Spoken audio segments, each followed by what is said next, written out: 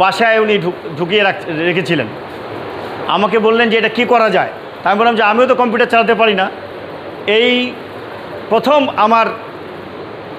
প্রথম আমাকে কাজ দিয়েছিলেন আমাদের দীপেনদা আমাকে প্রথম একটি কাজ দিয়েছিলেন পূজার। আমি টাইপ করতেও জানি না, কম্পিউটার চালাতেও জানি না, শুধুমাত্র রংপুর থেকে একজন এসে সেট করে দিয়েছিলেন। দীপেনদা বলল, তুমি কি এই কাজটা করতে পারবে? আমি বললাম অবশ্যই পারবো, কিন্তু আসলে জানি যে পারবো না। তারপরেও মনে একটা আশা ছিল যে পারবো। সেটা এখনকার দিনে আমি করলে আমার সর্বোচ্চ সময় লাগবে 15 মিনিট, কিন্তু সেইটা করেছিলাম 16 ঘন্টা ধরে। কারণ কোনো বাংলা টাইপরাইটার কোনো বাংলা ছিল না, সেটা চিপে চিপে দেখতাম যে কোথায় ক হচ্ছে কোথায় খ হচ্ছে। আজকে দীপেনদা উপস্থিত আছে, আমি জানি না দীপেনদার কথাটা মনে আছে কি না। তিনি প্রথম আমাকে এই কাজটি দিয়েছিলেন এবং এটা করেছিলাম। তো তখন থেকে আমাদের সাংবাদিক ভাইয়েরা তারা কিন্তু আমার কাছে এই কম্পিউটারে কাজ করেছে। আমার নিজের হাতে আমি টাইপ করে দিয়েছি। তখন আমি নেকমত বঙ্গবন্ধু কলেজের শিক্ষক ছিলাম। যাই হোক, আর তখন আমার সঙ্গে সবচেয়ে বেশি ঘনিষ্ঠতা ছিল তখনকার দিনে যাদের নাম উচ্চারিত হচ্ছে প্রতিষ্ঠাতা সদস্য হিসাবে। তারা একসময় সাধারণ সম্পাদকও ছিলেন আমার শ্রদ্ধেয় কাজী নুরুল ইসলাম ভাই, তাকে আমি স্মরণ করি। তারপরে এখানে রয়েছেন ফজলুল কবির, তারপর দুররানি ভাই। একসময় দুররানি ভাই এখানে এসেছে, তিনি ছিলেন। এই দুররানি ভাইয়ের সঙ্গে আমার বহুদিন পর ঢাকায় দেখা হয়েছিল।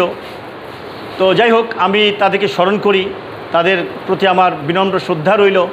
আমি মনে করি যে পীরগঞ্জ প্রেস ক্লাব অত্যন্ত বস্তুনিষ্ঠভাবে সামনের দিকে এগিয়ে যাচ্ছে এবং এই ধারা অবশ্যই বজায় থাকবে। তারা নিজেরাও যেমন সচেষ্ট, আমার মনে হয় যে আমরাও সেটা অবশ্যই কামনা করি এবং আমাদের সহযোগিতা সব সময় থাকবে। আমি মনে করি যে এই সহযোগিতা যদি থাকে তাহলে পীরগঞ্জ প্রেস ক্লাব একটি অনন্য উচ্চতায় যেতে পারবে বলে আমার দৃঢ় বিশ্বাস। তারা শুধুমাত্র এই সাংবাদিকতা নিয়েই ব্যস্ত না, এটাই আমি সবাইকে বলি এবং এইটা বলারই কথা যে তারা সব ধরনের সামাজিক কর্মকাণ্ডের সঙ্গে নিজেদের জড়িয়ে রেখেছে।